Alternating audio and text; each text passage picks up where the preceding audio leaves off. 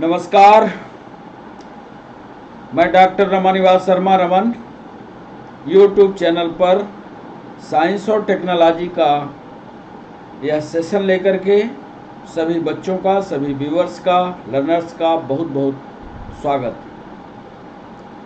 बच्चों, आज जो सब्जेक्ट हम लेकर के आए हैं उस पर आपने बहुत दिन से रिक्वेस्ट भेजी है हमारे पास कि केमिस्ट्री का सेशन लाया जाए। तो बायोलॉजी का सेशन कुछ दिनों के लिए रोकते हुए आज केमिस्ट्री का सेशन। और केमिस्ट्री में आपने लिखा था कि क्लासिफिकेशन ऑफ एलिमेंट और पीरियोडिक टेबल। तो आज हमने सेशन में क्लासिफिकेशन ऑफ एलिमेंट और पीरियोडिक टेबल का पार्ट 1 लेकर के आपके सामने। यह चैप्टर थोड़ा बड़ा है, इसलिए इसके कई पार्ट में करके आपको हमें समझाना है। आज पहला पार्ट है, शुरुआत हम थ्योरी से करने वाले हैं। पहले थ्योरी उसकी पढ़ाएंगे, थ्योरी समझाएंगे, पीरियोडिक टेबल कैसे आपको याद हो ये भी बताएंगे, और पीरियोडिक टेबल कितनी सरल है ये भी आज हम आपको बताने वाले हैं। डीप डिस्कशन के साथ सेशन के अंत में 5 सवाल भी आपसे पूछेंगे। जो भी बच्चे कॉम्पिटिटिव एग्जाम की तैयारी कर रहे हैं, वो चाहे नीट की हो, चाहे स्टेट पीएससी हो, चाहे यूपीएससी हो, चाहे एसएससी हो, किसी भी परीक्षा की तैयारी कर रहे हों, चाहे अग्निवीर की परीक्षा दे रहे हों, उन सभी परीक्षार्थियों के लिए सेशन आवश्यक होगा, क्योंकि पीरियोडिक टेबल और क्लासिफिकेशन ऑफ एलिमेंट से हर परीक्षा में सवाल आते हैं। उन्हीं सवालों का एक समूह लेकर के हम आए हैं। लेकिन आज सिर्फ आपको थ्योरी पढ़ाने का इरादा है। पहले आप थ्योरी इसकी पढ़ लो और फिर इसके बाद आगे के सेशन में हम एमसीक्यू क्रमिक रूप से जारी रखेंगे। सेशन की शुरुआत करें उसके पहले पीरियोडिक टेबल को आप अच्छी तरह से, स्क्रीन पर आपको दिख रहा होगा, पीरियोडिक टेबल को आप अच्छी तरह से देख लें। आगे भी हम पीरियोडिक टेबल के चित्र आपको दिखाते चलेंगे। नियम जो है, कितने वैज्ञानिकों का योगदान रहा तत्वों के वर्गीकरण में, उनकी पूरी जानकारी चित्रों के माध्यम से आपको समझाएंगे। मेंडलीव की आवर्त सारणी बताएंगे, डुबे-राइनर का त्रिक नियम बताएंगे, न्यूलैंड का अष्टक नियम बताएंगे, मॉडर्न पीरियोडिक टेबल के गुण बताएंगे। ये सारी बातें पार्ट 1 में करने वाले हैं। इसका एक बेहतरीन नोट्स आपके पास होना चाहिए। यदि आप इन सभी पार्ट को हमारे साथ जुड़ करके पढ़ लोगे तो फिर इसके बाद पीरियोडिक टेबल पढ़ने की आपको जरूरत नहीं। बच्चों, जैसा कि हमें जानकारी है कि अब आगे भविष्य में नीट की भी परीक्षा ना हो, एक कॉमन टेस्ट होने जा रहा है, जैसा कि सरकार फैसला लेने जा रही है। पर यदि सरकार ऐसा फैसला लेती है कि अब नीट की परीक्षा नहीं लेगी, तो ये मानकर चलिए कि सिलेबस तो ऐसा ही होगा। साइंस और टेक्नोलॉजी, बायोलॉजी, केमिस्ट्री, फिजिक्स सब कुछ ऐसा ही होगा, लेकिन कंपटीशन और कोर्स की जो डेप्थ है, जो गहराई है, वो अब बढ़ जाएगी। इसलिए अब मेहनत करने की और भी ज़्यादा ज़रूरत होगी। इसके लिए आप तैयार हो जाए, और भी पढ़ने की आवश्यकता होगी। इसलिए सरकार अपने फैसले पर उतरे उसके पहले आपकी मेहनत शुरू हो जानी चाहिए। बच्चों, सर कोर्स की शुरुआत करें, क्लासिफिकेशन ऑफ एलिमेंट और पीरियोडिक टेबल आपको समझाएं। इसके पहले आपको, जैसा हम हमेशा कहते हैं, कि चैनल को सब्सक्राइब करना, चैनल को लाइक करना, चैनल को शेयर करना मत भूलें। साथ ही साथ जब पूरा सेशन हो जाए तो आपके पास कमेंट सेक्शन होता है, या सेशन पूरा हो जाए और रिकॉर्डिंग सेशन आप देखें तो कमेंट करना बिल्कुल मत भूलें। कमेंट जरूर किया करें, कैसा लगा सेशन, कैसे लगे सवाल, कितने सवाल आपसे बने, ये कमेंट सेक्शन में जरूर किया करें। क्योंकि ये हमारा सेशन शाम को 6 बजे आज लाइव होगा और लाइव सेशन में हमारे साथ बहुत सारे बच्चे जुड़ते हैं, बहुत सारे सवाल पूछते हैं, तो हम बच्चों की पसंद के अनुसार ही कोर्स को लाते हैं। जो वो मांगते हैं कि हमको पीरियोडिक टेबल चाहिए, हम पीरियोडिक टेबल लेकर के आते हैं। वो कहते हैं हमको क्लासिफिकेशन ऑफ एलिमेंट चाहिए, हम क्लासिफिकेशन ऑफ एलिमेंट लाते हैं। तो यदि उसमें कुछ आप सुधार चाहते हो तो आप कमेंट सेक्शन में हमें बताया करो, हम उसमें सुधार करेंगे, उसको कोई और नया तरीका देंगे ताकि आपके दिमाग में वो बैठ जाए। इसलिए कमेंट करना मत भूलना। सेशन के अंत में कमेंट जरूर किया, कमेंट कैसा भी हो इसकी चिंता मत करो, कैसी लगी क्लास को जरूर लिखा। तो बच्चों सेशन की शुरुआत करें। Deep discussion and MCQ on classification of element and periodic table part 1 for all competitive exam. आप क्लास जब ये लाइव हो तो आप अपने सामने पीरियोडिक टेबल रख लीजिए, नहीं तो हमको बार बार पीरियोडिक टेबल को आपके सामने लाना पड़ेगा। आप पीरियोडिक टेबल अपने सामने रखिएगा और फिर हम जो नोट्स आपको लिखा रहे हैं, जो हम लिखेंगे अपने हाथों से, उसका अनुसरण कीजिए। तो चलें सेशन की ओर बढ़ें। उसके पहले हम विस्तार से एक सुपरफिशियल ऊपरी जानकारी चित्रों के माध्यम से आपको दिखा। आपके स्क्रीन पर एक पीरियोडिक टेबल दिख रही है। इस पीरियोडिक टेबल में बहुत सारे तत्व दिख रहे हैं, लेकिन इन बहुत सारे तत्वों के बीच बीच में आपको खाली स्थान भी दिख रहा है। जरा देखिए, ये खाली स्थान, ये खाली स्थान, ये खाली स्थान, ये खाली स्थान, ये खाली स्थान, ये खाली स्थान। लेकिन जो आप आज की तारीख में पीरियोडिक टेबल पढ़ते हो या आपने जो पीरियोडिक टेबल खोली होगी उसमें ये खाली स्थान नहीं होंगे।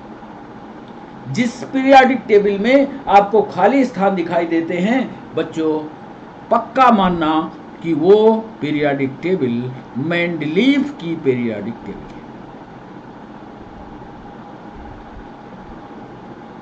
बस यहीं से आवर्त सारणी की शुरुआत या आधारभूत जानकारी शुरू। अभी हम तत्वों के बारे में जानकारी नहीं दे रहे हैं, ये सारी जानकारी हम आपको लिखकर बताएंगे। तो पहला चित्र, ये बार बार चित्र को हम वापस लाएंगे आपको समझाने के लिए, बार बार इन चित्रों को दिखाएंगे। एक दूसरा चित्र दिखाएंगे।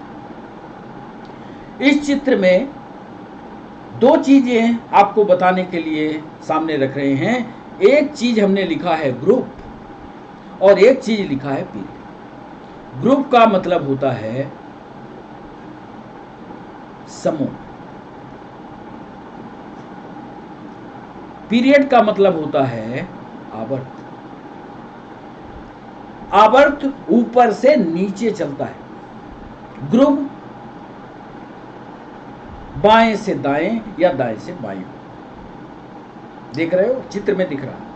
और ये जो पूरी तरह से भरी हुई दिख रही है आपको, ध्यान से देखिए, पूरी तरह से, कहीं खाली स्थान नहीं है, ये कहलाती है आधुनिक आवर्त सारणी। अब आप समझ गए होंगे। अब किसने दिया, कब दिया, क्यों दिया, ये आगे डिस्कस करेंगे, क्योंकि कई पार्ट में आपको हम आवर्त सारणी पढ़ाने वाले हैं। तो ये सारा डिस्कशन हम आगे करेंगे। आपके सामने दो आवर्त सारणी हम आगे पीछे करके दिखा रहे हैं। एक आवर्त सारणी में खाली स्थान, एक आवर्त सारणी में भरे हुए स्थान आपको दिखाई दे रहे हैं। जिसमें भरे हैं वो आधुनिक आवर्त सारणी। अक्सर कॉम्पिटिटिव एग्जाम में पूछता है कि आधुनिक आवर्त सारणी में समूह की संख्या कितनी है। ये तो बिना पढ़े अब आप बता दोगे कि सर ने बताया था कि 1 2 3 4 5 6 7 8 9 10 11 12 13 14 15 16 17 18।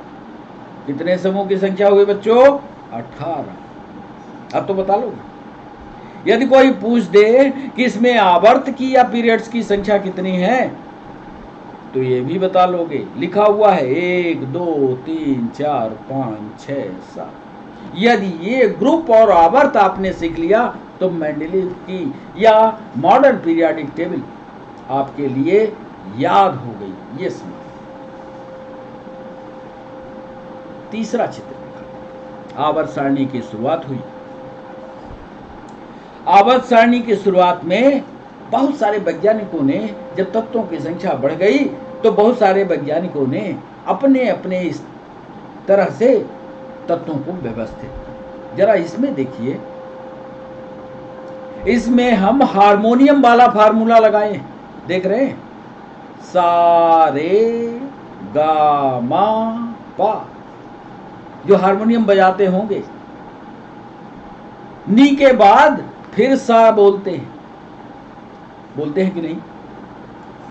मतलब सा से शुरू किया और फिर कितने अक्षर के बाद, गिनो जरा, 1 2 3 4 5 6 7, यानी 8वां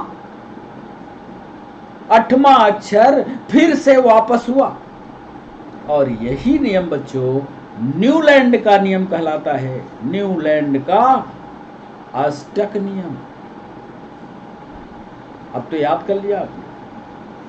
न्यूलैंड एक वैज्ञानिक हैं जिन्होंने अष्टक नियम दिया। उन्होंने क्या कहा होगा कि यदि पहला तत्व अपने 8वें तत्व की तरह ही होगा, ऐसी आवर्तिता उन्होंने बताई। बहुत गहराई में नहीं जाना, आधारभूत बात समझ लेना, आपके समझ में पूरी लाइन आएगी। देख रहे हो, हारमोनियम का उदाहरण लेना, हारमोनियम बजाते होगे तो सा से शुरू करते हो और वापस आते हो तो फिर सा। कितने नंबर में? 8वें नंबर में। यही कहलाता है न्यूलैंड का अष्टक नियम। एक चित्र और दिखा। एक वैज्ञानिक हैं डोबेरायनर। डोबेरायनर ने तिकड़ी का नियम दिया। तिकड़ी क्या होती है? तिकड़ी किस बात के लिए कहा? तिकड़ी के लिए जरा देखो, तिकड़ी का नियम यहां कैसे लग रहा होगा।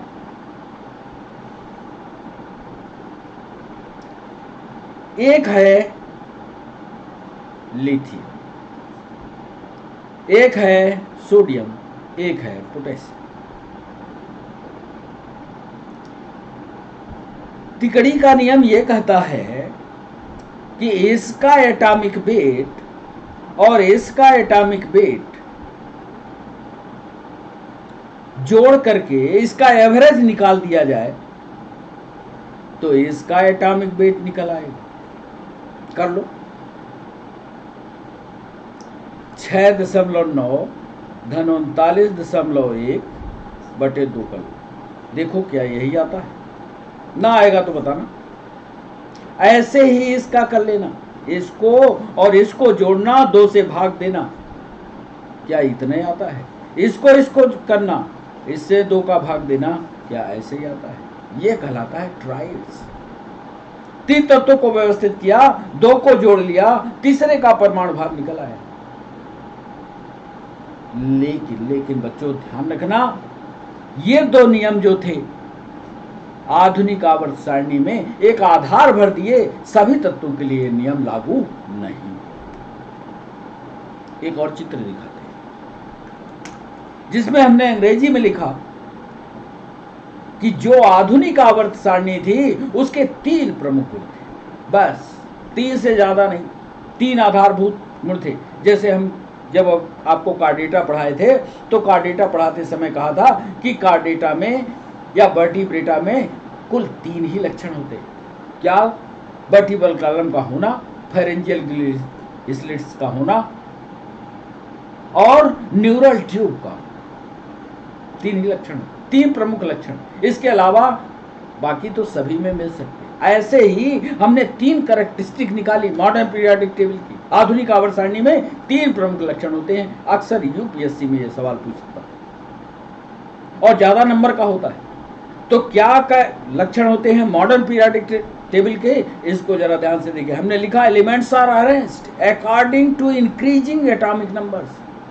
पहला लक्षण ये था कि जो तत्वों को व्यवस्थित किया गया, 1 2 3 4 इस क्रम में जो तत्व, मान लो ए बी सी डी उनके नाम थे, तो उनको परमाणु क्रमांक के बढ़ते हुए क्रम में रखा गया।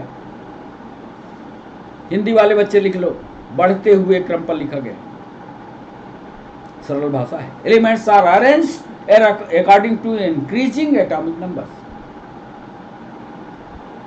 दूसरा एक मॉडर्न पीरियोडिक टेबल का लक्षण था, एलिमेंट्स हैविंग सिमिलर प्रॉपर्टीज। जितने भी तत्व होते हैं सब एक ही समूह में रखे जाएंगे। जैसे आप किसी क्लास में जाओ, आपको गधे बच्चे भी मिलेंगे, होशियार बच्चे मिलेंगे, तो आपको लाइन बनाना हो तो एक गधे की लाइन बना दो, एक होशियार की लाइन बना दो। गधा वाला लाइन समझ में आ जाएगा कि इसमें सब जितने बैठे हैं गधे वाले हैं, सब के लक्षण एक जैसे होंगे, करीब करीब एक लक्षण होंगे। इसी तरह से मॉडर्न पीरियोडिक टेबल में जो समान गुण वाले थे उनको एक समूह में रखा गया। यह दूसरा महत्वपूर्ण लक्षण। और तीसरा महत्वपूर्ण लक्षण था, there is the inter relation between electronic configuration and atomic number. जितने भी ये तत्व हैं इनके इलेक्ट्रॉनिक कन्फिगरेशन की भाषा समझना। आप लिखते हो कि प्रोटॉन और न्यूट्रॉन ये नाभिक के अंदर होते हैं। ये एटॉमिक स्ट्रक्चर में कई लेक्चर में हमने बताया है, अनअकैडमी पर भी पढ़ाया है, ऑफलाइन भी जो बच्चे हमारे साथ जुड़ते हैं उनको भी पढ़ाया। इनके चारों तरफ इलेक्ट्रॉन चक्कर लगाते हैं। ये इलेक्ट्रॉनों का जो चक्रण होता है ये कहलाता है इलेक्ट्रॉनिक कॉन्फ़िगरेशन, इलेक्ट्रॉनिक व्यवस्था। यहीं से इनकी रिएक्टिविटी तय होती है। तो इनके इलेक्ट्रॉनों के जो कॉन्फ़िगरेशन है इनके आपस में संबंध होते हैं। कैसे संबंध? मान लो एक ग्रुप लेते, तो एक ग्रुप के बाह्यतम कक्ष में, एक ग्रुप में यदि बाह्यतम कक्ष में एक इलेक्ट्रॉन है तो जितने भी उसमें एलिमेंट होंगे उसके बाह्यतम कक्ष में एक ही इलेक्ट्रॉन होगा। देख ले, एक ग्रुप की बात कर रहे हैं, एक हो। या जब आवर्त की बात, एक आवर्त में होगा, एक ग्रुप की बात करेंगे तो एक में एक है तो उसके अगले वाले में 2 होगा, फिर 3 होगा, फिर 4 होगा। इसकी विस्तार से जानकारी हम आगे आपको देंगे। लेकिन याद रखना, किसी भी मॉडर्न पीरियोडिक टेबल की आधुनिक आवर्त सारणी में सिर्फ 3 लक्षण होते हैं। एक परमाणु क्रमांक का, एक समान ग्रुप में ये रखे जाते हैं, उनको एक समूह में रखा जाता है, और इनके बीच में इलेक्ट्रॉनों की जो व्यवस्था होती है वो समान। बहुत इंपॉर्टेंट पॉइंट है, यूपीएससी में इस पर लिखाया गया है। मेंस में लिखने के लिए आया था कि right the 3 important characteristics of modern periodic table. 10 number का उत्तर लिख लो। तो ये महत्वपूर्ण चीजें बताने के बाद अब हम वो महत्वपूर्ण चीजें लिखने जा रहे हैं जिसका आप नोट्स बनाओ। चलो लिखते हैं। पहला पॉइंट लिखते हैं कि तत्वों को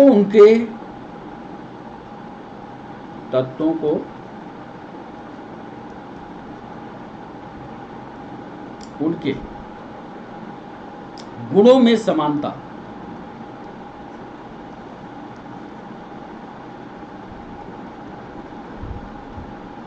के आधार पर, समानता के आधार पर वर्गीकृत किया। पहला पॉइंट लिख दिया गया कि उनका जो क्लासिफिकेशन हुआ तत्वों का, उनको उनके प्रॉपर्टीज के आधार पर बांटा गया है, गुणों के आधार पर बांटा गया। एक और महत्वपूर्ण चीज जो अक्सर ऑब्जेक्टिव में एमपीएसआई में पूछा भी गया था कि अभी तक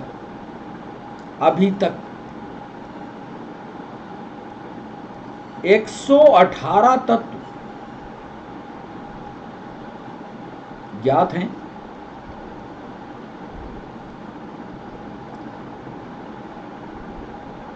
जिनमें से, ये भी नोट करना, जिनमें से 98 तत्व प्रकृति में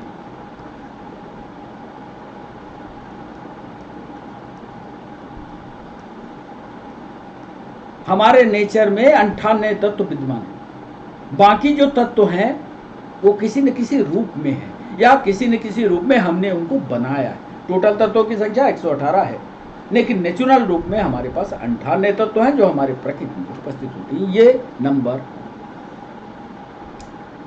एक सवाल ये पूछा गया कि वर्गीकरण की जरूरत क्यों पड़ी? आप बता सकते हो क्या? मान लो ये सामान्य आदमी आपसे पूछे कि ये तत्वों का वर्गीकरण करने की जरूरत क्या थी, इतने वैज्ञानिकों ने अपनी मेहनत लगाई, क्या जरूरत थी? तीसरे पॉइंट में लिखे देते हैं, तत्वों के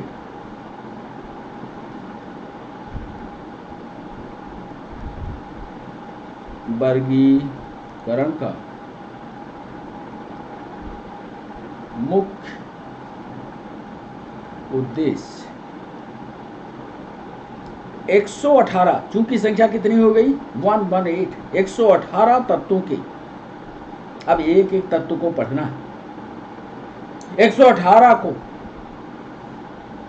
तो यदि ग्रुप कर लेते हैं तो 18 तत्व पढ़ लेंगे तो 118 पढ़ लेंगे। देख लो 18 ग्रुप में बांट दिया तो 18 तत्व पढ़ेंगे तो हमारे 118 पढ़ लिए जाएंगे। देखो तत्वों के वर्गीकरण का मुख्य उद्देश्य 118 तत्वों की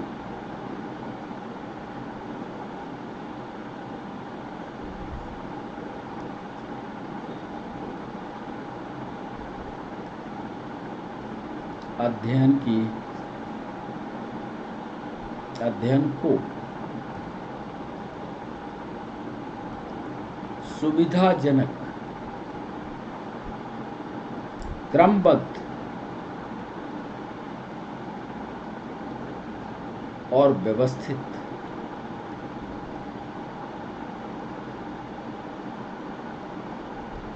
बनाना। कितना बढ़िया। तत्वों के वर्गीकरण का मुख्य उद्देश्य 118 तत्वों के अध्ययन को सुविधाजनक, क्रमबद्ध और व्यवस्थित बनाना। एक शब्द अक्सर पूछता है ये आवर्ती व्यवस्था क्या है? जब ये लिखा आता है तो कई बच्चे हमसे सवाल पूछते हैं ये आवर्ती व्यवस्था क्या है? कोई चीज एक निश्चित अंतराल के बाद आपके सामने फिर आ जाए, एक निश्चित अंतराल हो और जैसे सुबह होती है फिर शाम होती है फिर सुबह होती है, ये पीरियडिसिटी नहीं है, आवर्तिता नहीं है क्या? है। बस यही कहलाती है आवर्ती व्यवस्था।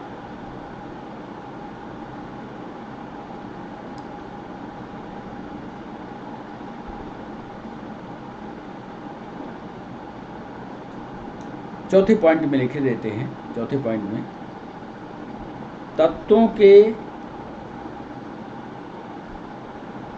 गुणधर्म एक नियमित अंतराल के बाद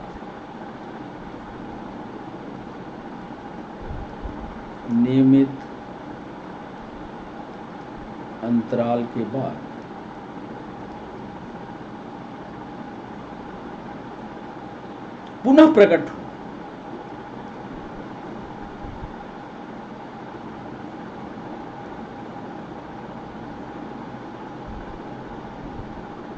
इसी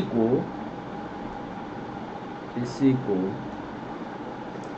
तत्वों का आवर्ती वर्गीकरण, तत्वों का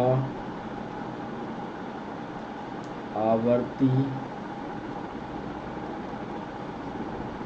वर्गीकरण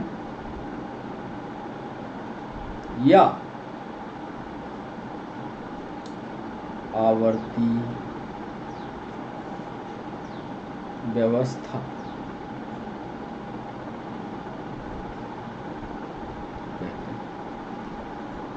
118 तत्व हैं। यदि इनको सिस्टमेटिक क्रम में कर दिया जाए, व्यवस्था कर दिया जाए, तो एक तत्व का गुण एक निश्चित अंतराल के बाद फिर वही गुण वापस आए, यही गुण तत्वों का आवर्ती व्यवस्था कहलाती है, आवर्ती गुण कहलाता है। अब आपके समझ में ये बात आ गई हो। ये 4 प्रमुख पॉइंट आपको याद होते चले। ध्यान रखिएगा। अब एक सवाल डोवेनियर पर था। अब चलिए डोवेनियर की बात कर लेते हैं। 5वें पर वैज्ञानिक का नाम है डोवे राइनर। डोवे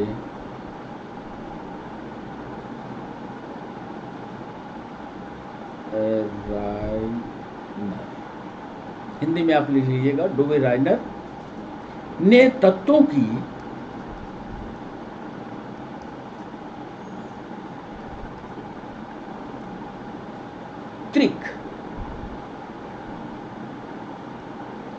तिकड़ी जिसको कहते हैं, या ट्रायड्स इसको बोल सकते हैं अंग्रेजी वाले बच्चे, ट्रायड्स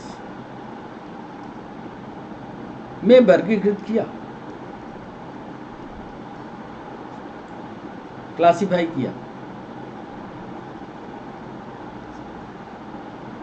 और बताया क्या है उनका भी नियम लिख लो। और बताया कि प्रत्येक त्रिक के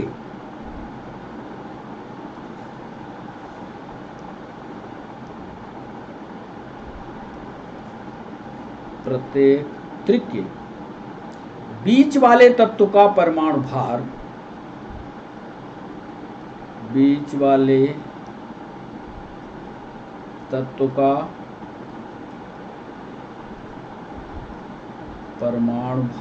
यानी एटॉमिक वेट की अभी बात कर रहे हैं। अभी थोड़ी देर में जब मॉडर्न पीरियोडिक टेबल में जाएंगे तो एटॉमिक नंबर की बात शुरू कर देंगे। डोवेनाइरर, मेंडलीव, न्यूलैंड, ये सब परमाणु भार वाले हैं। जब मॉडर्न पीरियोडिक टेबल में जाएंगे, मोसले में जाएंगे, तब एटॉमिक नंबर की बात करेंगे। डोवेनियर ने तत्वों के ट्राइड्स में वर्गीकृत किया और बताया कि प्रत्येक त्रिक के बीच वाले तत्व का परमाणु भार, अभी आपको चित्र में दिखाया है, जरा वापस चलते हैं। ये देखो, बीच वाले तत्व का परमाणु भार आगे लिखेंगे पहले और दूसरे के औसत मान के बराबर लिख देते हैं, यही लिखेंगे। बीच वाले तत्व का परमाणु भार तथा गुणधर्म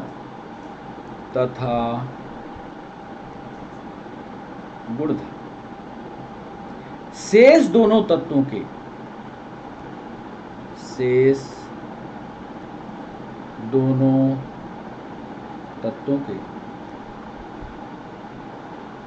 परमाणु भार, एटॉमिक वेट की बात कर रहे हैं, बार बार कह रहे हैं अंग्रेजी वाले बच्चे, समझ लिखना है एटॉमिक वेट तथा गुणों का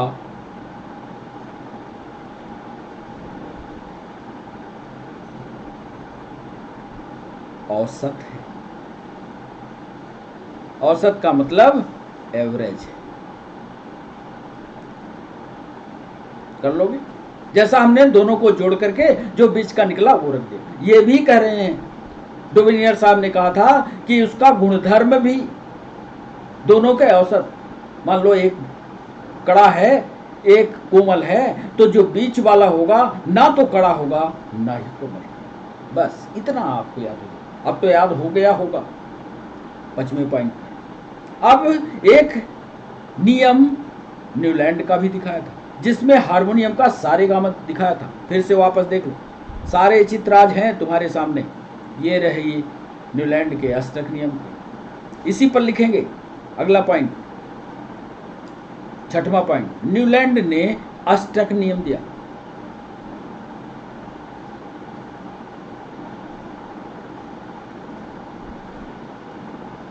न्यूलैंड ने लॉ ऑफ ऑक्टेव्स के नाम से भी ये जाना जाता है। लॉ ऑफ ऑक्टेव, ऑक्टेव का मतलब 8 होता है, दिया और बताया। हिंदी को आप लोग सही कर लीजिएगा, क्योंकि हिंदी हम अपनी मर्जी से लिखते हैं, हिंदी उतनी अच्छी नहीं बनती। न्यूलैंड ने लॉ ऑफ ऑक्टेव दिया और बताया कि जब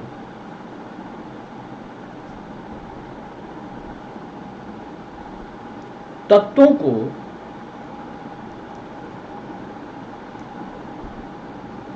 उनके बढ़ते हुए परमाणु भार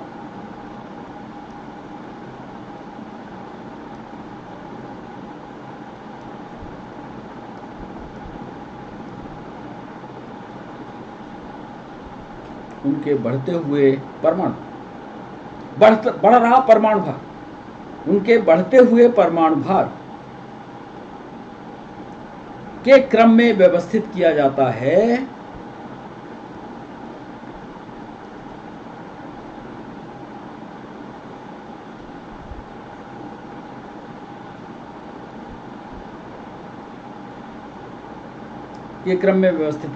है तो प्रत्येक आठवां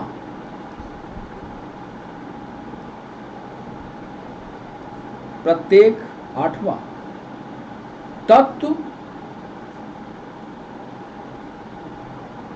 प्रथम तत्व के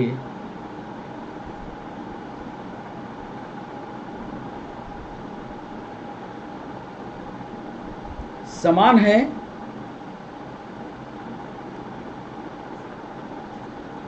जैसे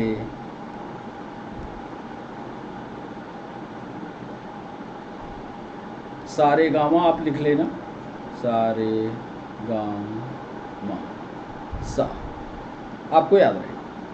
हिंदी सुधार लेना बच्चों, बार बार कह रहे हैं हिंदी आप अपने ढंग से लिखो, और जब नोट्स हमारे पास भेजा करो तो आप हिंदी सुधार करके लिखा करो।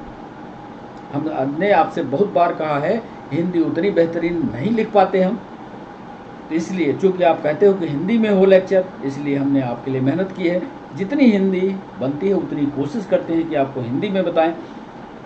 हिंदी आप सुधार लेना, आपका अर्थ निकलना चाहिए, आपके समझ में आना चाहिए, ये मेरी जिम्मेदारी है। न्यूलैंड ने लॉ ऑफ ऑक्टेव दिया और बताया कि जब तत्वों को उनके बढ़ते हुए परमाणु भार के क्रम में व्यवस्थित किया जाता है तो प्रत्येक आठवां तत्व प्रथम तत्व के समान कैसे? गुणधर्म में समान, जैसे सारे गामा पा सा जो आता है उधर चित्र में दिखा दिया है।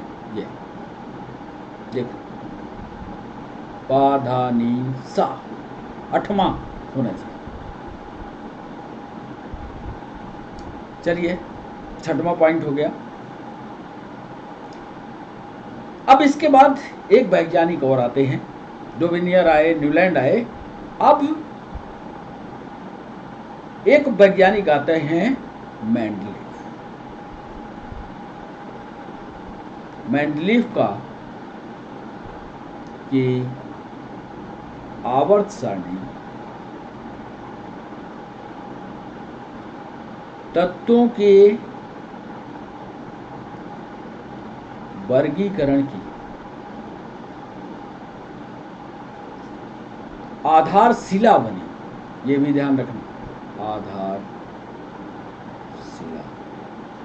कुछ लोग कहते हैं कि मॉडर्न पीरियोडिक टेबल कहां से आई? मॉडर्न पीरियोडिक टेबल को जन्म देने वाली मेंडलीफ की ही आवर्त सारणी। मेंडलीफ की आवर्त सारणी क्या थी? जरा एक बार चित्र में देखें। ये थी मेंडलीफ की आवर्त सारणी। लेकिन एक चीज यहां पर ध्यान रखना है आपको कि डोबिनियर, न्यूलैंड और मेंडलीफ ने परमाणुओं को, तत्वों को उनके परमाणु भार के क्रम में व्यवस्थित किया, लेकिन जगह दी, प्लेस दिया, स्थान दिया। और ऐसे वैज्ञानिक थे मेंडलीफ जो ये कह करके चले गए इस दुनिया से कि आगे भविष्य में खाली स्थान छोड़ गए अपने आवर्त सारणी में, और ये कह करके गए कि ये तत्व खोजे जाएंगे। कितने जानकार थे मेंडलीफ, भविष्य वक्ता थे। उन्होंने कहा और बाद में खोजे गए, आधुनिक आवर्त सारणी में उनको जगह मिली। बड़ा इंटरेस्टिंग चैप्टर है ये। चलिए, 8वें पॉइंट में सबसे पहले हम जो पढ़ते हैं वो मेंडलीफ का आवर्त नियम पढ़ते हैं।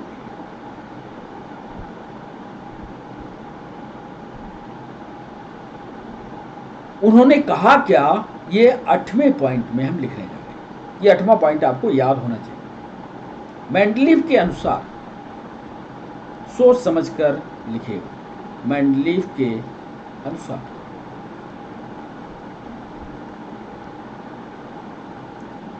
तत्वों के गुणधर्म, अंग्रेजी वाले बच्चे, तत्वों के द प्रॉपर्टी या कैरेक्टरिस्टिक्स ऑफ एलिमेंट, तत्वों के गुणधर्म,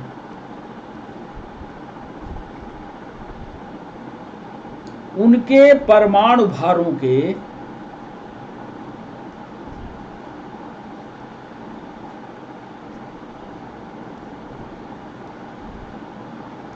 एटॉमिक वेट के आवर्ती फलन होते हैं।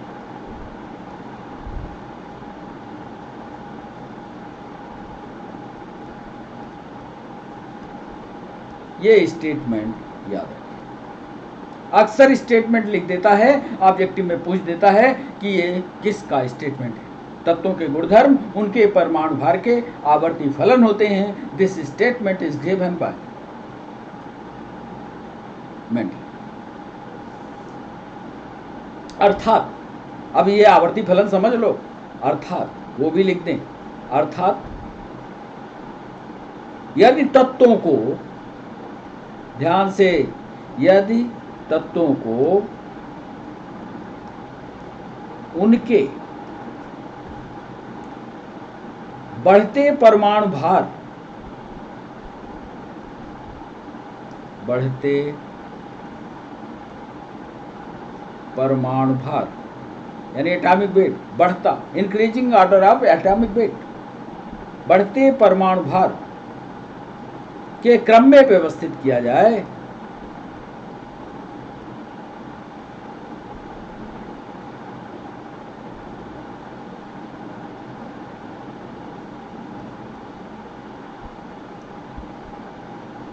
तो एक नियमित अंतराल के बाद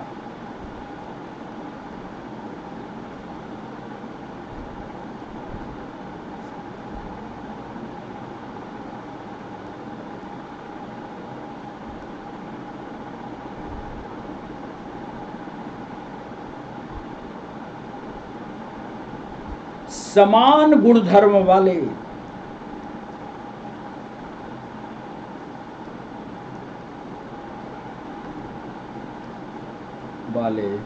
तत्व पुनः प्रकट होते हैं।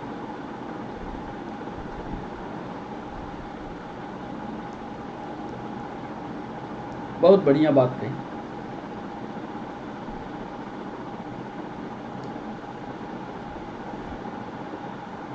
इन्होंने ही आवर्त सारणी की शुरुआत कर दी थी।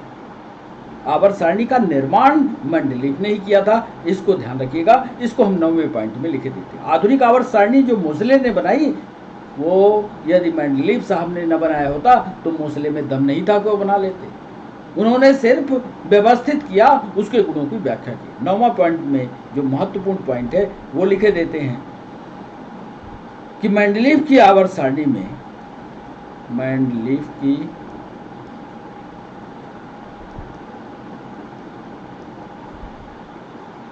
आवर्त सारणी में ऊर्ध्व स्तंभों को,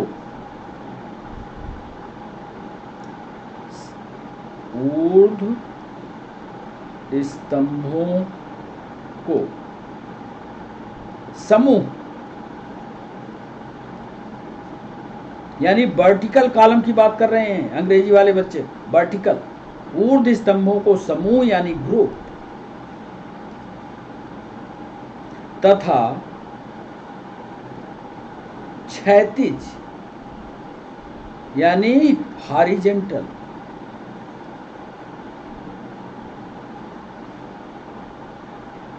पंक्तियों को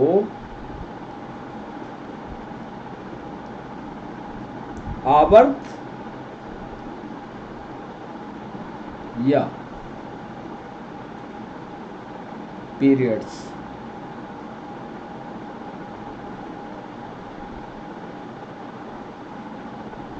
कहा गया। एक सवाल ये पूछा गया मध्य प्रदेश पीएससी में कि मेंडलीफ की आवर्त सारणी में कितने ग्रुप और कितने पीरियड है। उसका जवाब 10वें पॉइंट।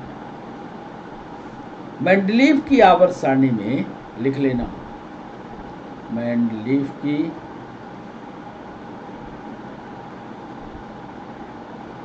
आवर्त सारणी में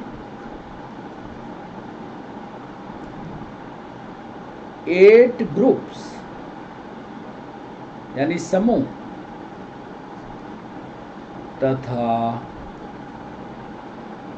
7 यानी 7 पीरियड्स यानी आवर्त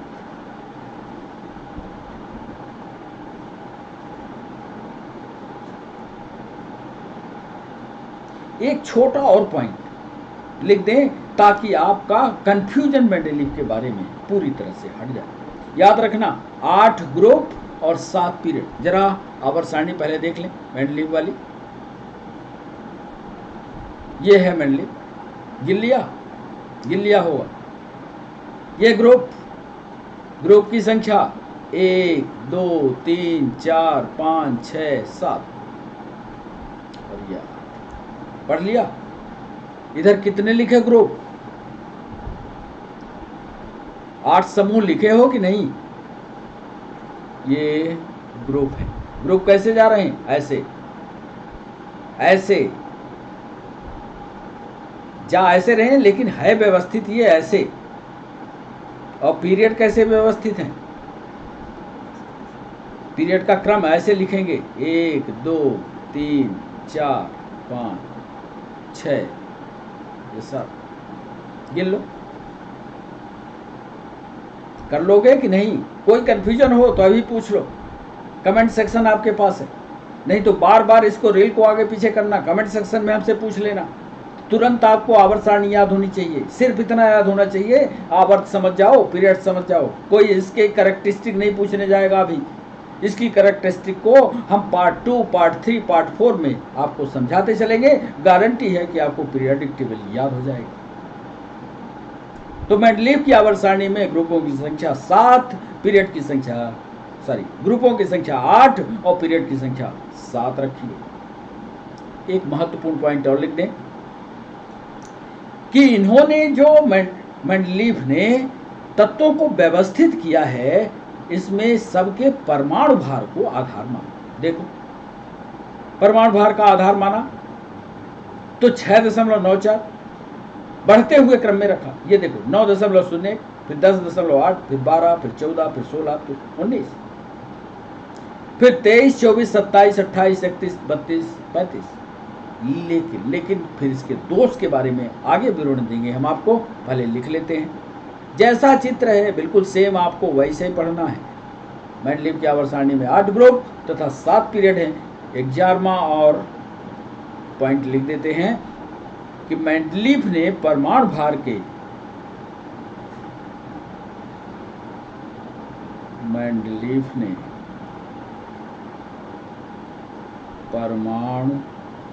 के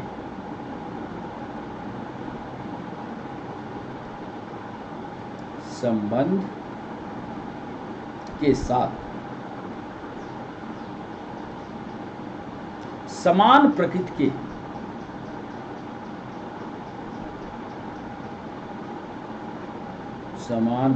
के तत्वों को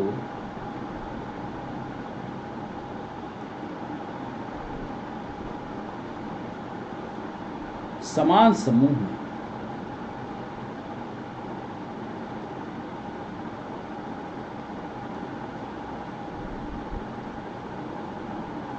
समझ गए? समान समूह में रखा है, उनके ग्रुप भी समान हो और उनके बढ़ते हुए क्रम में, परमाणु भार के बढ़ते हुए क्रम में रखा है। यह याद रखना मेंडलीफ ने एटॉमिक वेट का सहारा।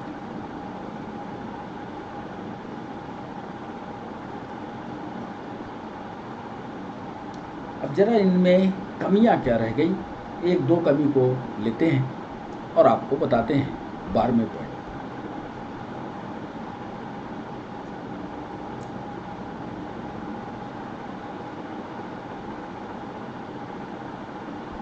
मेंडलीफ ने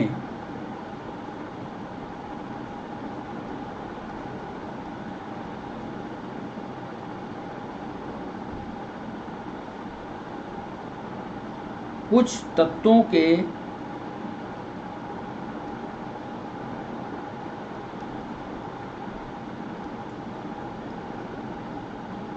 व्यवस्थित क्रम को, ध्यान से समझना, पहले व्यवस्थित क्रम को पलट दिया।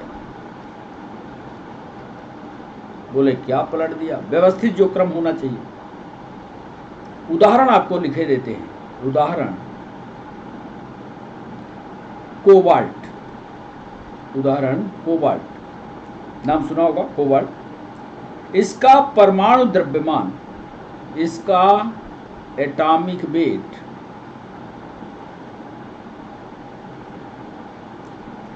है 58.9।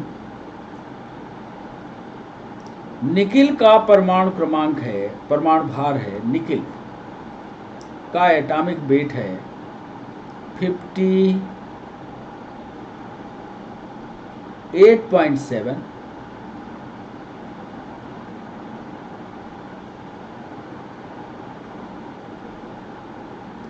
और यहां क्या होना चाहिए कि 57 वाला पहले होना चाहिए नियम के अनुसार, जैसा मेंडलीव साहब ने कहा कि निकिल जो है वो पहले होना चाहिए और कोबाल्ट बाद में होना चाहिए। जरा देखें इनकी आवर्त सारणी, चलते हैं इनकी आवर्त सारणी पर। ढूंढो कहाँ है निकिल और कोबाल्ट।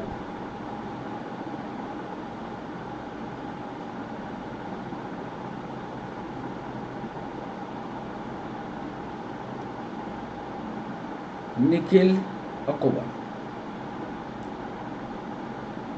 कायदे से यदि परमाणु भार के बढ़ते क्रम है तो ये वाला सिस्टम गड़बड़ हो गया ना बच्चों, आपको दिख रहा हो। आज प्रैक्टिकल आप आवर्त सारणी देख रहे हो अपने सामने, हर प्रश्न का तार्किक जवाब आपको मिलने जा रहा है। ये देख लो, मेंडलीव की आवर्त सारणी में नियम के अनुसार भाई निकिल को पहले होना चाहिए था, कोबाल्ट को बाद में होना चाहिए। तो फिर क्या हुआ? तब तो मेंडलीव की आवर्त सारणी गई तो गई। लिख दो, यहाँ पर पॉइंट लिख लेते हैं। कोबाल्ट और निकिल में निकिल पहले होना चाहिए, लिख लो नीचे, निकिल पहले होना चाहिए और कोबाल्ट बाद में।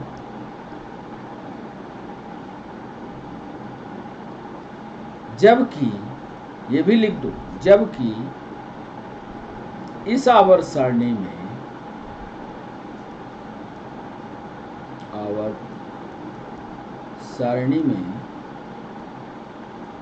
उल्टा है। अपनी भाषा में लिख लेना, इसलिए ये गड़बड़।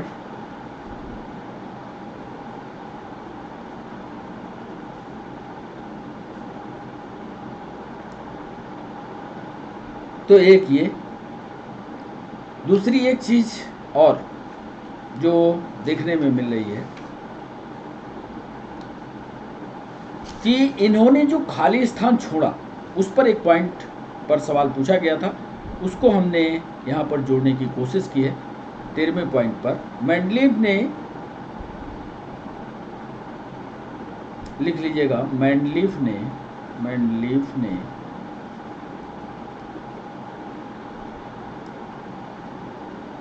अपनी आवर्त सारणी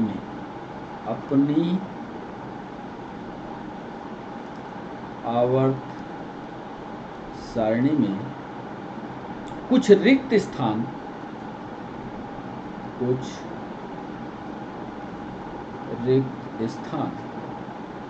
नए तत्वों के लिए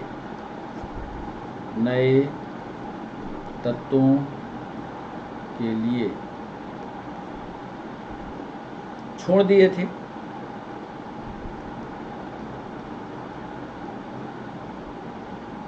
जो उस समय खोजे नहीं गए थे।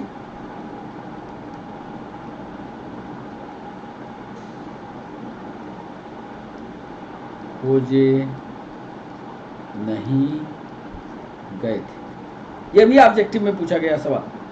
नीट में पूछा गया। मेंडलीव ने अपनी आवर्त सारणी में कुछ रिक्त स्थान छोड़े। जरा एक बार फिर पुरानी वाली आवर्त सारणी को देखते हैं, मेंडलीव वाली। ये मेंडलीव की आवर्त सारणी में ये खाली स्थान छोड़ दिए गए। उनको उस समय खोजा नहीं गया, लेकिन मेंडलीव साहब ने वहां पर ये कहा था कि ये तत्व आएंगे, इस परमाणु भार का ये तत्व यहाँ खोजा जाएगा। ये बड़ी बात थी, वही लिखने वाले हैं। उस समय खोजे नहीं गए थे। उदाहरण,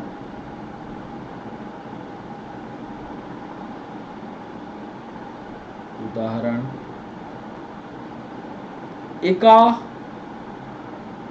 इसको एका बोरान कहते हैं, एका बोरान। एक को कहते हैं एका एल्यूमिनियम, और एक को कहते हैं एका सिल्वर, जिनके गुणधर्म बाद में खोजे गए।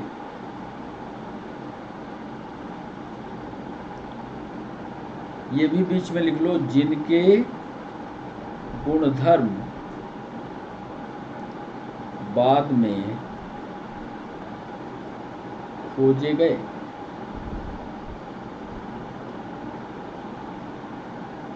और उन तत्वों को पता है क्या नाम दिया गया? स्कैंडियम। स्कैंडियम। एक को एल्युमिनियम की जगह उसका नाम दिया गया गैलियम। याद कर लेना, बड़ा इंपॉर्टेंट है ये। और सिलिकॉन वाले में जर्मेनियम।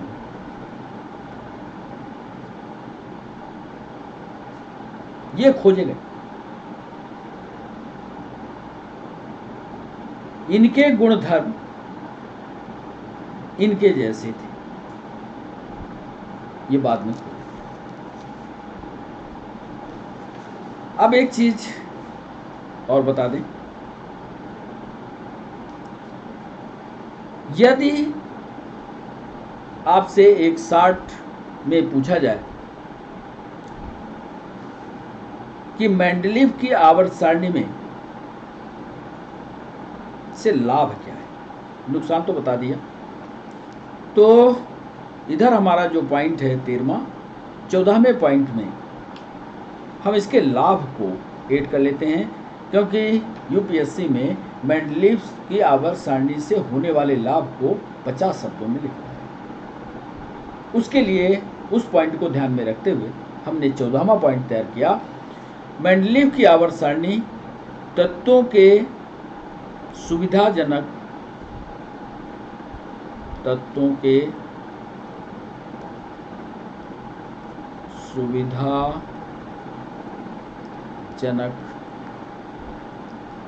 अध्ययन में मददगार है। पहली बात।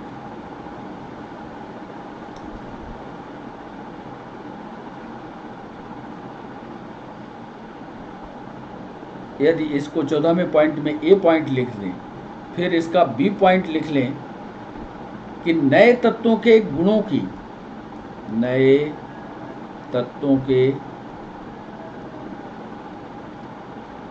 की भविष्यवाणी करने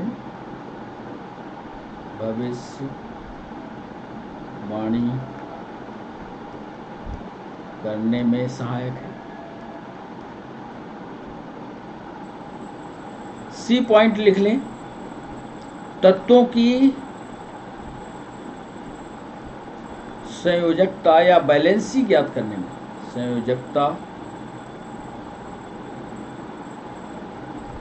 करने में सहायक है। और डी अंतिम कि यदि मेंडलीव की आवर्त सारणी आई है तो वो चौथा लाभ क्या दे रही है कि वास्तविक परमाणु भार यानी ट्रू एटॉमिक वेट को ज्ञात करने में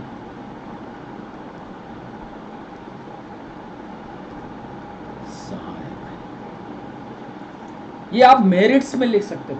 जो 11th और 12th वाले बच्चे हैं, यदि वो परीक्षा में आ जाए कि आवर्त सारणी से, मेंडलीव की आवर्त सारणी के लाभ क्या थे, बहुत बढ़िया नोट्स बना सकते हैं। तत्वों को सुविधाजनक अध्ययन में मददगार है, नए तत्वों के गुणों की भविष्यवाणी करने में सहायक है, तत्वों की संयोजकता ज्ञात करने में सहायक है, ट्रू एटॉमिक वेट को ज्ञात करने में सहायक है। आप बहुत बढ़िया नोट्स इसका तैयार कर सकते हैं। एक सवाल और पूछा गया, इसकी लिमिटेशंस क्या है? मेंडलीव के क्लासिफिकेशन की सीमाएं क्या हैं? सीमाओं के बारे में हमने अंतिम आज के सेशन का थ्योरेटिकल पॉइंट, अंतिम 15वें पॉइंट पर लिखा। या इसकी बाध्यता क्या है? किन सीमाओं के कारण इसकी सीमा ये आधुनिक स्थान नहीं प्राप्त कर पाई? आलोचना क्या क्या हुई मेंडलीव की? ये लिमिटेशंस क्या थी? ये हमें इस पॉइंट में बताएंगे।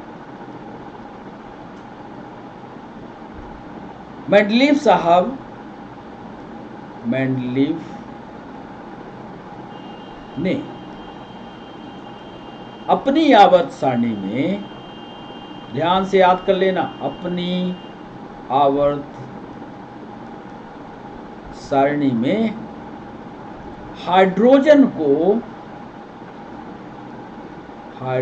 को उचित स्थान नहीं दे पाए। देख लेना, उधर पलटाना और पहले वाले चित्र पर जाना, देखना हाइड्रोजन को उचित स्थान नहीं दे पाए। एक ए पॉइंट है, लिमिटेशन देख रहे हैं। दूसरा,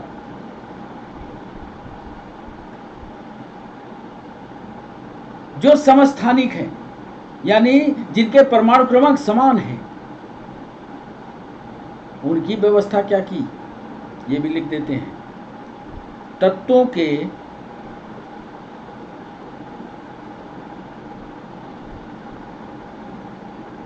आइसोटोप्स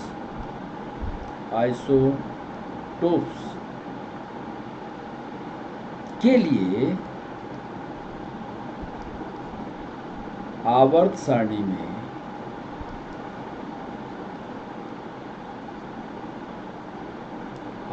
में कोई निश्चित स्थान नहीं था।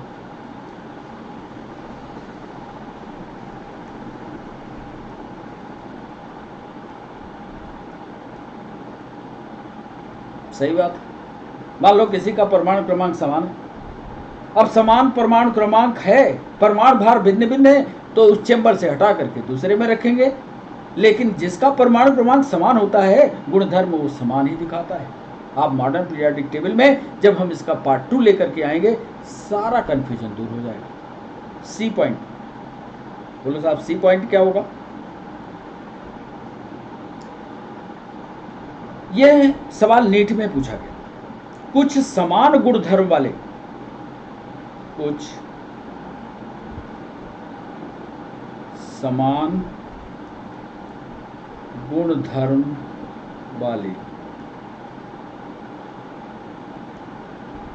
तत्वों को विभिन्न समूहों में रखा गया। विभिन्न समूहों में, अरे जब गुणधर्म समान है तो एक ग्रुप में रखो ना। लेकिन मेंडलीव साहब ये नहीं कर पाए। मेंडलीव साहब समान गुणधर्म वालों को अलग अलग चेंबर में, अलग अलग घर में रख दिया। नीट ने पूछा वो तत्व कौन है, उदाहरण बताओ। आप बताना, जैसे कॉपर और HG, एक ये ग्रुप, इनके गुणधर्म समान है। मेंडलीव साहब ने, आप देखना उधर आवर्त सारणी में पलटा कर। अब हमारे पास समय कम है, ज़्यादा डिस्कस नहीं कर पाएंगे, अभी 5 सवाल पूछने हैं। आप पीछे जाना, देखना जितने पॉइंट हमने लिखा है सारा प्रूफ होता चलेगा मेंडलीव की आवर्त सारणी। कॉपर और HG। इसके बाद टेलुरियम और सोने को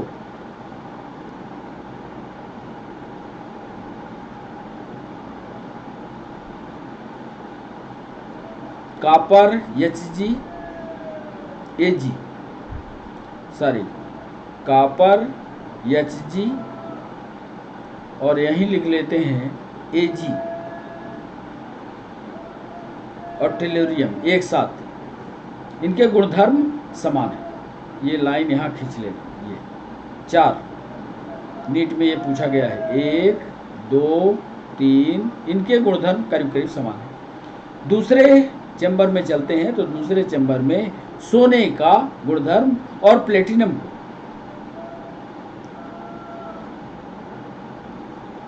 एंड Pt को, इनको दोनों को अलग अलग रखा गया, जबकि दोनों के गुणधर्म समान है, एक ग्रुप में रखना चाहिए। और अंतिम पॉइंट बता दें, फिर इसके बाद एमसीक्यू सेशन पर चलते हैं। अंतिम पॉइंट लिख रहे हैं कि धातु यानी मेटल और नॉन मेटल, कोयला भी वहीं, सोना भी वहीं, मेटल और नॉन मेटल को मेंडलीव साहब ने अलग स्थान नहीं दिया, एक साथ भौसा कर दिया, इसलिए मेंडलीव की आवर्त सारणी फेल हो गई। लिखना धातुओं और अधातुओं को, धातुओं और अधातुओं को आवर्त सारणी में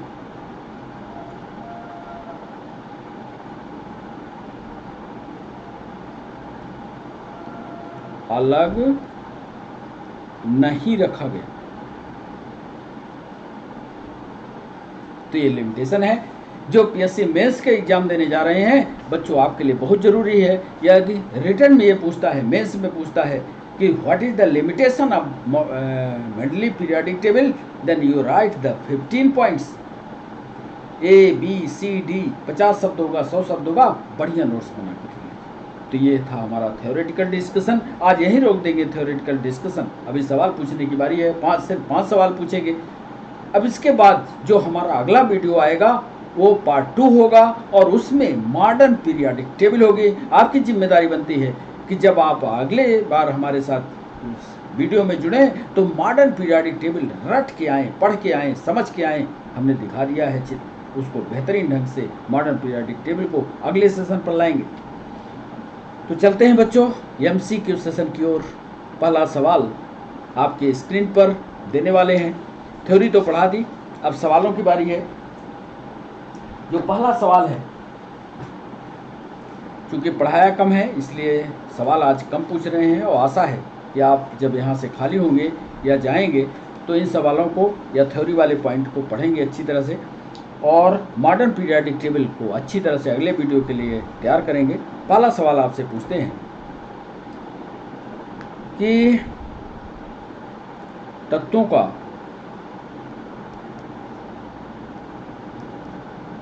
आवर्ती वर्गीकरण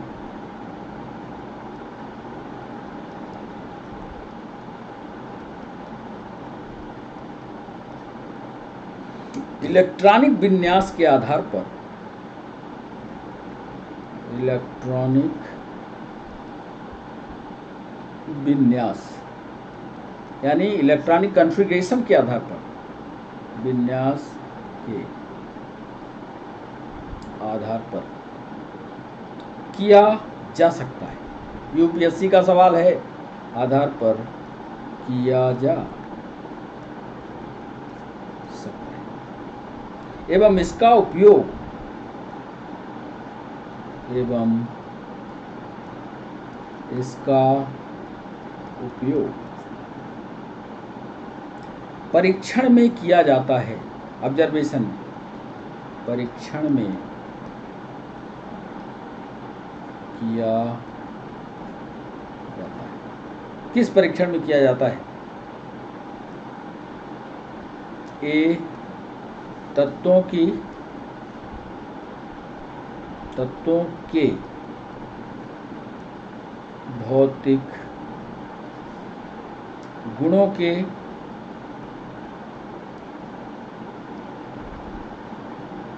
प्रवृत्ति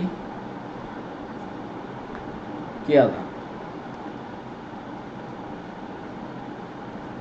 माने फिजिकल बेसिस है, फिजिकल कैरेक्टरिस्टिक के आधार पर। अच्छा सवाल है, अभी उधर चर्चा किया है हमने। तत्वों के रासायनिक गुणों के प्रवृत्ति के आधार पर सी ऑप्शन दे रहे हैं ए एंड बी दोनों, और डी ऑप्शन दे रहे हैं नन। ये हमारा पहला सवाल। तत्वों के आवर्ती वर्गीकरण इलेक्ट्रॉनिक विन्यास के आधार पर किया जा सकता है, सही है। एवं इसका उपयोग किसके परीक्षण में, किस चीज को परीक्षण किया गया होगा? दोनों का किया गया, भौतिक और रासायनिक गुणों का, सिर्फ रासायनिक गुणों का, या किसी का नहीं? सोच समझ कर करो। यदि आपने हमारे पीछे के थ्योरेटिकल पॉइंट को अच्छी तरह से समझ लिया होगा, तुरंत आपसे उत्तर बनेगा। बच्चों, दूसरा सवाल आपके स्क्रीन पर। निम्न में से कौन सा कथन असत्य है?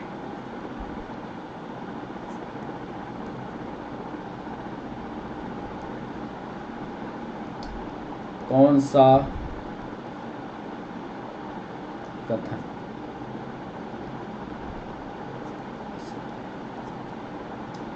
ये ऑप्शन दे रहे हैं 1800 में केवल 31 तत्व खोजे गए थे।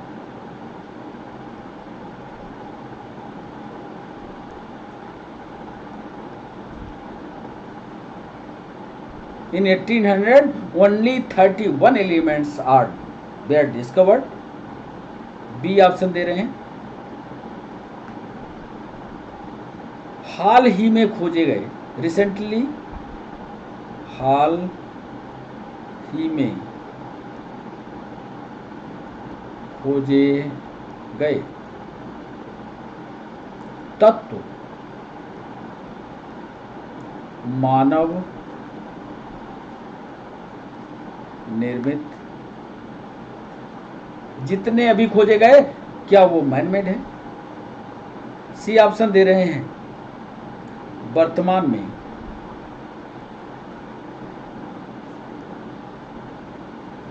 110 तत्व ज्ञात हैं, और डी ऑप्शन दे रहे हैं उपरोक्त में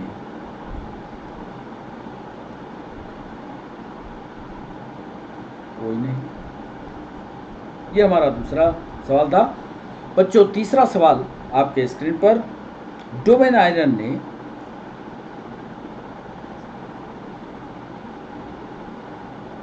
डोवेराइनर ने तीन तत्वों के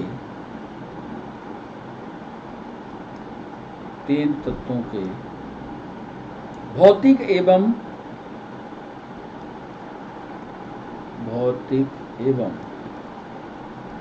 रासायनिक, फिजिकल एंड केमिकल गुणों की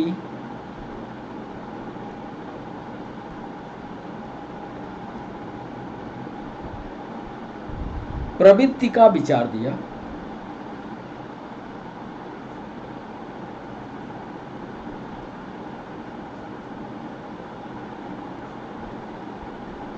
इस संबंध को क्या कहा जाता है?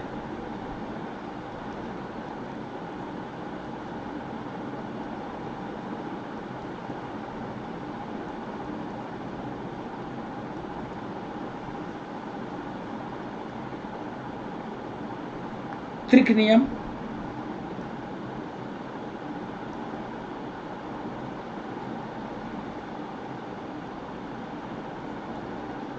बी ऑप्शन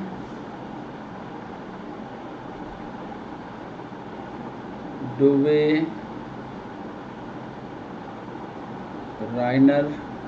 रूल, डोवेराइनर का नियम, ऑक्टेव रूल, और डी ड्यूएल का नियम।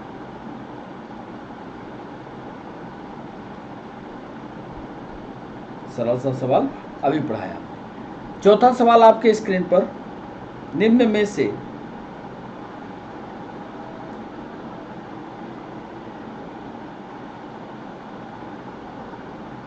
नीट का सवाल, निम्न में से कौन सा तत्वों का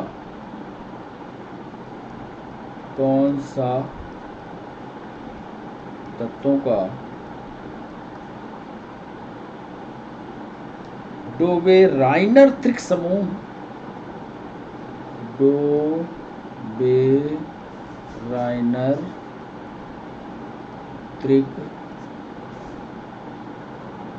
समूह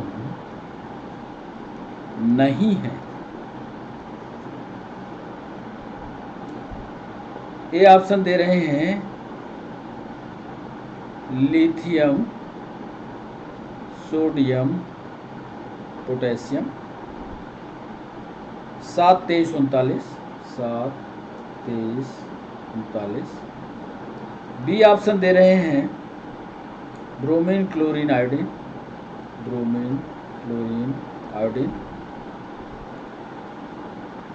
80-35.5 127।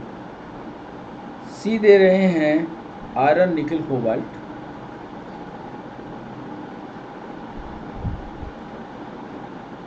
55.85 58.71 58.93 और डी ऑप्शन दे रहे हैं ऑल एवर। जितने लिखा वो सभी डोबेराइनर के त्रिक नियम के समूह नहीं। सोच समझ कर प्रश्न पढ़ना बच्चों। आज के सेशन का अंतिम सवाल अब आपके सामने, निम्न में से कौन सा कथन सत्य है?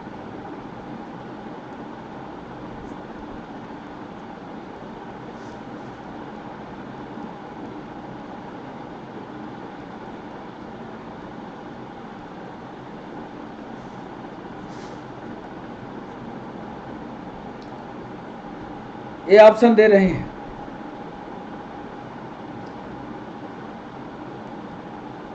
डोबेराइनर ने तत्वों को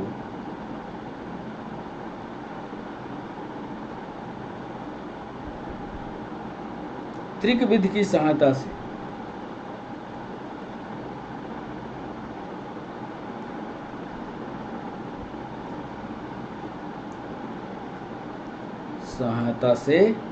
व्यवस्थित।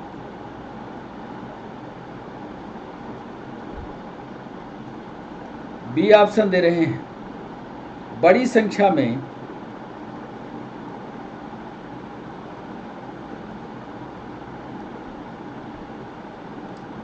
तत्वों पर त्रिक नियम लागू। सी ऑप्शन दे रहे हैं ब्रोमीन के गुण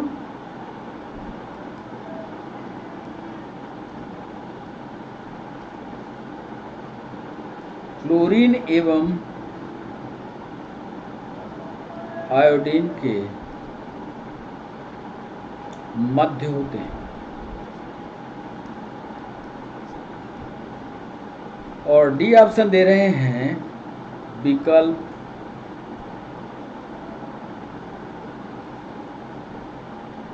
ए तथा सी।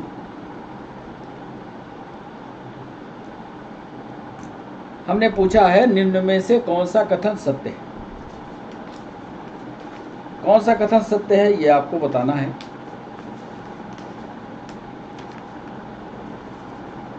डोबेराइनर ने तत्वों को त्रिकविधि से लगाया है,